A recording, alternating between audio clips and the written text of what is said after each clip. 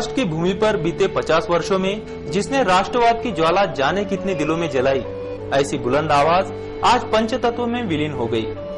जिनके उठाए हुए दोनों बाजुओं में तथा उठाई हुई तर्जनी में मराठी इंसान ने आज तक एक सहारा लिया है, वही आधार आज अनंत में विलीन हो गया। जिनके एक शब्द मात्र से सत्ता का सिंहासन डगमगाने लगता था, जिनके एक शब्द पे जान की बाजी लगाने वाले लाखों शिवसैनिक ही नहीं तो समूचा महाराष्ट्र तैयार रहता था, वह दमदार आवाज अब हमेशा के लिए शांत हो गया है। शनिवार की दोपहर 3:33 पर मुंबई के मातोश्री निवास स्थान पर बाला साहब ने अपनी अंतिम सांस ली और संपूर्ण महाराष्ट्र में एक शोक की लहर दौड़ गई।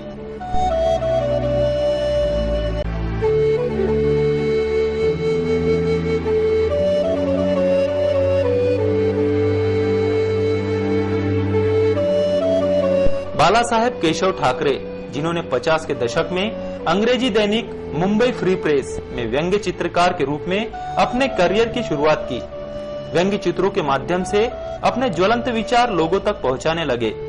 आगे 1960 में यह नौकरी छोड़कर मार्मिक नामक खुद का राजकीय साप्ताहिक शुरू किया। बाला साहेब के पिता केशव सीताराम ठाकरे, इन्होंने स्वयं के वकीली पेशे के साथ साथ संयुक्त महाराष्ट्र के आंदोलन में एक अहम भूमिका निभाई और बाला साहब को राष्ट्रवाद का पाठ भी पढ़ाया। इसी राष्ट्रवाद से 1966 में शिवसेना का जन्म हुआ और मराठी आदमी को बाला साहेब के रूप में अपना तारणहार नजर आया। 60 से 70 के दशक में लगभग सारे राजकीय चक्र में बाला साहब ने अपना अलग स्थान बनाया। उनका आज तक जाना जाने वाला सुपरिचित एहसास आमना अखबार में उन्होंने अनेक विवादास्पद बातों को चर्चा में लाया। कट्टर हिंदुत्ववादी नेतृत्व और मराठी अस्मिता के बुलंद आवाज के रूप में बाला साहब को पहचाना जाता है। आक्रामक हिंदुत्व तथा कड़वे मुस्लिम विरोधी प्रचार करते समय बाला साहब को कई बार विवादों से भी घिरना पड़ा, मगर अपने प्रत्येक शब्द पर वह हमेशा कायम रहे। इनके इसी स्वभाव से उन्होंने हर मुश्किल पर मात की। शांत लोकतंत्र से ज्यादा आक्रामक लोकतंत्र ज्यादा बेहतर है, ऐसा कहते हुए उन्होंने अनेक सत्ताधारियों को अपने निशाने पर लिया। कला का ज्ञान रखने वाला हिटलर उनका आदर्श था, यह उन्होंने कहकर भी दिखाया।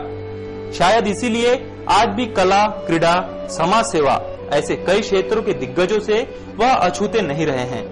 उनके कड़े स्वभाव के कारण ही बाला साहब के केवल आदेश मात्र से ही प्राणों की आहुति देने को तैयार रहने वाले कड़े शिव सैनिकों की फौज मुंबई में ही नहीं तो बल्कि संपूर्ण महाराष्ट्र में तैयार करके दिखाई। अनेक दिग्गजों की भावनाओं से उनकी कभी भी पूरी न होने वाली कमी दिखती है।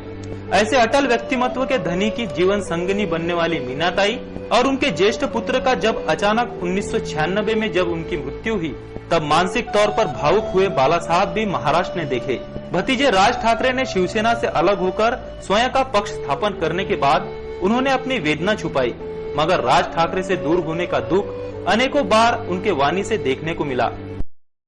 मला सांभाळलं, डोला सांभाळा, आदित्याला सांभाळा आणि महाराष्ट्राचा उत्कर्ष करून द्या, सर्व अवयव वेगळे।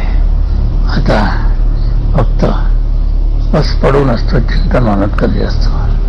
14 नवंबर से उनके स्वास्थ्य में हो रही गड़बड़ी आखिरकार शनिवार 17 नवंबर को उनके जीवन यात्रा के साथ ही समाप्त हुई। बाला साहेब ठाकरे और भीड़, यह बीते 4 दशकों से महाराष्ट्र के राजकीय सभाओं का अविस्मरणीय समीकरण कहा जाएगा।